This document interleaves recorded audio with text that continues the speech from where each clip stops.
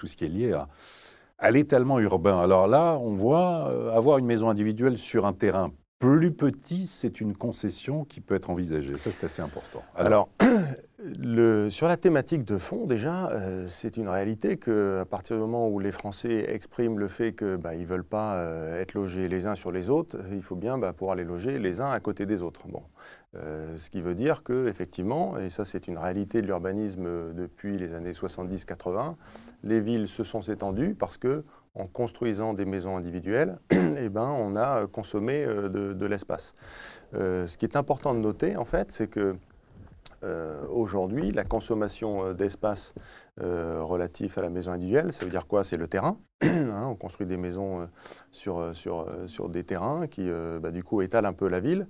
Et les Français, aujourd'hui, pour des raisons à la fois économiques, augmentation du prix du foncier et donc du budget, mais également pour des questions d'usage, sont de plus en plus disposés en fait à faire la concession en fait sur la taille du terrain. Donc il y a une prise de conscience qui est à la fois environnementale, c'est la prise de conscience, mais il y a aussi, vous le dites aussi Damien Errand, c'est tout ce qui est économique évidemment, c'est le budget derrière. Alors il y a de l'économique, il y a du budget, c'est vrai qu'avec l'augmentation du prix du foncier, on a certaines régions de France où le prix du terrain sur lequel on construit, il est 3 fois, 4 fois supérieur au prix de la construction. Prix moyen en France pour avoir une idée, à la fois terrain et maison. Alors une maison neuve en France, c'est 250 000 €. Ça, c'est le prix moyen. Après, en fonction de la localisation de l'endroit, si on est proche métropole ou si on est dans une campagne reculée, effectivement, le prix du foncier est incroyablement différent.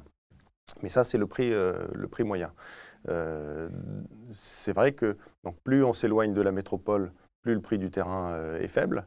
Mais néanmoins, en général, on adresse aussi là, dans ces zones-là, des zones où les revenus disponibles sont plus faibles.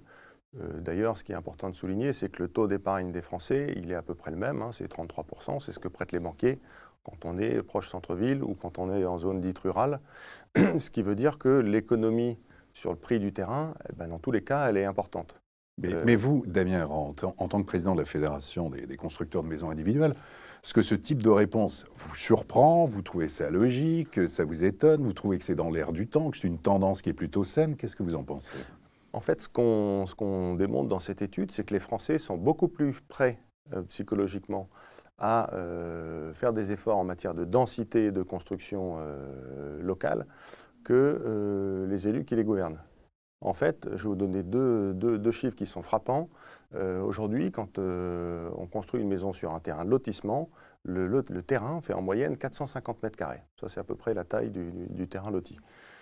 Quand on regarde en fait l'intégralité des permis de construire maison individuelle en France aujourd'hui, c'est à peu près le double, 930 mètres carrés.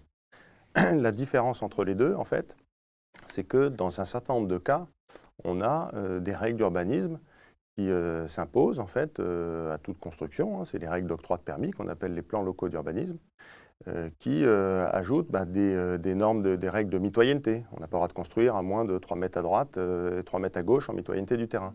Des règles de recul également. Des règles de surface maximum, hauteur maximum en fait de maison. Ce qui veut dire que quand on combine toutes ces règles, on se heurte à un sujet qui est que on se met à construire des maisons sur un terrain qui se trouve sous-exploité. Là où on peut mettre objectivement 2 maisons en fonction des desiderata des Français, on en met une seule. Là où on peut mettre 2 maisons, puisqu'on aurait 2 terrains de 450 mètres carrés, on construit une maison sur un terrain de 900 mètres carrés. Effectivement.